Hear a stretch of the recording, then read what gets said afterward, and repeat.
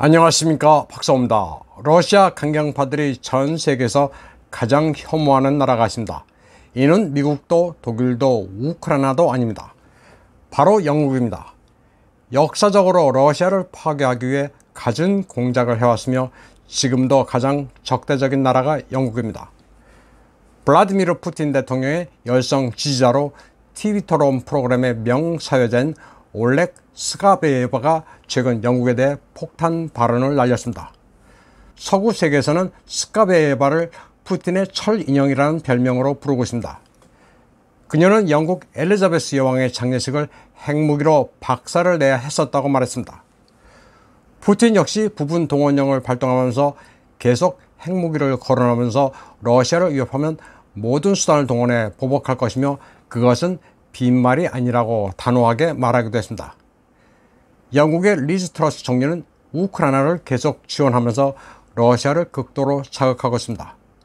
이런 와중에 올가 스카베예바는 푸틴이 엘리자베스 여왕 장례식을 핵무기로 초토화시켜야 했었다는 말을 한 겁니다. 서구의 주요 지도자들이 주문을 한다고 다 모이는 만큼 핵 한 방으로 깔끔하게 끝낼 수 있는 절호의 기회였다고 말했습니다. 엘리자베스 여왕의 장례식이 막 끝났을 때 한 말이었습니다. 스카베예바의 발언 직전 러시아 의원인 안드레이 구를예프도 우크라이나와 독일 이전에 영국부터 핵으로 손을 봐야 한다고 말했습니다. 영국은 엘리자베스 여왕의 장례식과 관련해서도 러시아 푸틴 대통령을 초대하지도 않았습니다. 푸틴 대통령은 여왕이 사망하자 조의를 표했습니다. 모스크바 시민들도 영국 대사관 앞에 꽃을 내려놓고 심심한 위로를 건넸습니다. 물론 푸틴 대통령이 장례식에 직접 참석할 가능성은 없었지만 아예 침략자라 낙인 찍고 초청장조차 보내지 않자 황당했습니다. 마리아 자하로바 러시아 외교부 대변인도 영국 정부가 전 세계 많은 사람들의 신금을 울린 국장을 지정학적 게임 차원에서 점수 하나 올리기 위해 이용하는 태도는 비도덕적이라고 개탄했습니다. 영국 정부는 중공 측의 공식 조문도 금지했습니다. 리즈 트러스 영국 총리가 반중 기조를 확실히 하면서 취한 조치입니다. 물론 홍콩이나 신장 위구르 같은 이슈 등 나름 이유는 있겠지만 중공도 황당해하고 있습니다. 프로토콜이나 외교 관리를 볼 때 지나치지 않느냐는 겁니다. 적대국이든 우호국이든 조문 외교조차 원칙적으로 차단할 정도면 국가 간의 관계는 끝나는 것으로 봐야 합니다. 영국을 호되게 손봐야 한다는 말들은 스카베예바 이전에도 있었습니다. TV 사회자 블라디미르 솔로비오프도 영국에 핵을 날려야 한다고 주장했습니다.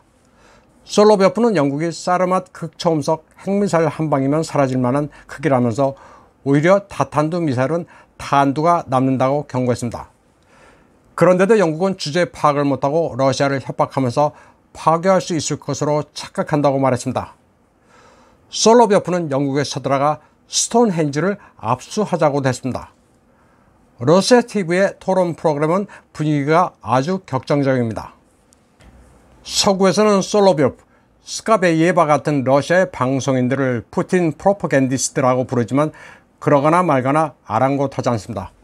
솔로비오프는 일전에 영국제 대전차 미사일 엔로를 스튜디오에 들고 나와 화제를 불러 모으기도 했습니다. 엔로를 들어보이며 장난감 같다고 조롱했습니다. 노트북에도 Z자를 큼지막하게 붙이고 방송하는 것은 러시아에서 인기가 매우 높습니다. 정부 고위직이 못하는 말들을 아주 시원시원하게 해주기 때문입니다. 그런가 하면 5월 드미트리 키셀요프라는 또 다른 TV 사회자는 포세이돈 핵 어뢰로 영국을 박살내자고 제안했습니다. 드미트리 키셀요프는 포세이돈 열핵 어뢰 한 방이면 영국 해안에 500m 높이의 파도를 일으키는 거대한 쓰나미로 초토화시킬 수 있다고 기염을 토했습니다. 또 여기서 발생하는 핵 낚시는 영국을 방사능 사막으로 만들어버릴 수 있다고 말했습니다. 키셀요프는 또 영국을 사르맛 ICBM으로도 박살낼 수 있다고 덧붙였습니다. 그런 사르맛 한 방이면 텍사스주나 영국만한 면적은 일가에 영원히 침몰시킬 수 있다고 보리스 존슨에게 경고했습니다. 러시아의 방송인들이 아무 이유 없이 강경파가 된 것은 아닙니다. 늘 러시아를 코너로 몰고 야유와 비난을 일삼는 행태를 경험했기 때문입니다. 2018년 11월 스카바예바가 스트라스부르크의 유럽 의원 회의를 취재했을 때 광경입니다. 그녀가 우크라이나 의원을 인터뷰하려자 10여 명이 에워싸고 야유를 보냅니다. 우크라이나 국가를 부르면서 인터뷰 자체에 회방을 놓습니다. 우크라이나의 국격이 바로 여기서 드러납니다. 이 정도니 스카바예바가 우크라이나를 박살내고 배후 지원하는 서방 국가에 핵을 날리자고 하는 것도 조금은 이해할 수 있습니다. 특히 영국에 대해서는 최악의 감정을 가지고 있습니다. 아주 해묵은 감정입니다. 예전부터 영국이 최후 통첩을 날리면 러시아는 영국 해안에 발틱 함대를 보내야 한다. 그리고 그들이 주둥이를 놀릴 경우 미사일 2방이면 영국은 사라진다고 엄포를 놔 20년 동안 입을 다물게 만든 후르시오프를 본받아야 한다는 논객도 있었습니다. 마리아 자하로바 외교부 대변인도 영국은 온갖 검은 돈이 들어가는 세탁소라고 비판했었습니다. 자하로바가 이 말을 하자 방청석에서는 박수가 쏟아졌습니다. 영국을 얼마나 불신하는지 러시아어 표현 가운데는 더러운 장난을 치는 영국 여인이란 말도 있을 정도입니다. 앙글리창가 가짓이란 이 단어는 러시아의 위해를 가하기 위해 몰래 또는 드러내놓고 가진 짓을 다하는 앵글로색슨의 행태를 지칭하는 말로 19세기부터 유행했습니다. 그리고 영국의 더러운 짓은 20세기에도 멈추지 않고 있다면서 분개하는 게 러시아인들의 감정입니다.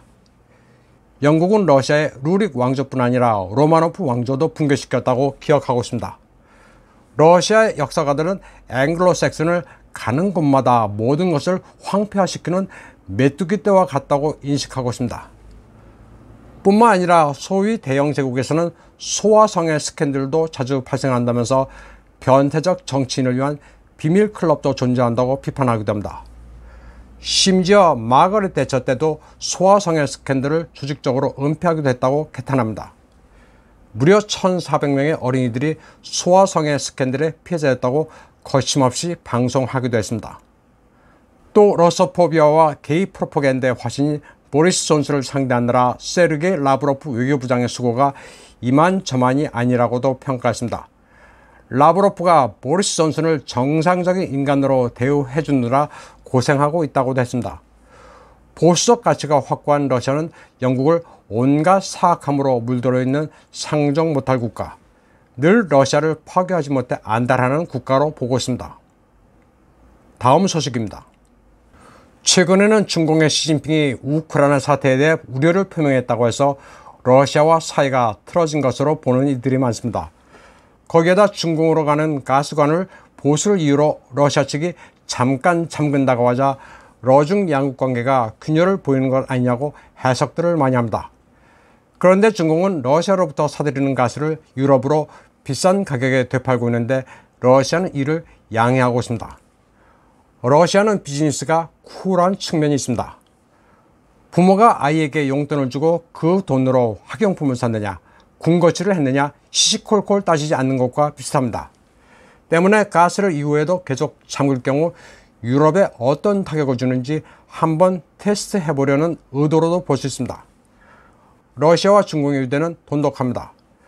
얼마 전 니콜라이 파트루셰프 전 FSB 국장은 중공의 전 정보비서기 고어성쿤을 만났습니다. 타이완 이슈를 논한 것으로 알려지고 있습니다. 제가 이 사람들의 대화를 직접 들은 게 아니니 뭐라 콕 집어 얘기할 수는 없지만 그냥 잡담하러 만난 게 아닙니다. 요즘 국제관계는 다음 수, 그 다음 수까지 내다봐야 하고 3쿠션의 법칙까지도 이해해야 파악할 수 있습니다. 그냥 신문에 나오는 것을 가지고 아무렇게나 떠드는 것은 정세 분석도 아니고 아무것도 아닙니다. 이번 방송은 여기까지 하겠습니다. 시청해주신 여러분 감사합니다.